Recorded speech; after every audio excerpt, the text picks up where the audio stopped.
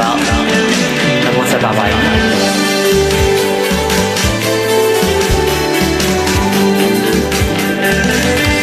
ခွဲကပေါ်ဘူးမေမနှောက်ရှက်ပေါ်ဘူးလေမကြည့်သူဝေးမြည်တွေအပြုံးနဲ့တည်တည်ပါမယ်လေဒီမင်္ဂလာပွဲမှာပြီးကိုငယ်သူမနှွေးတာဘူးရှင်မ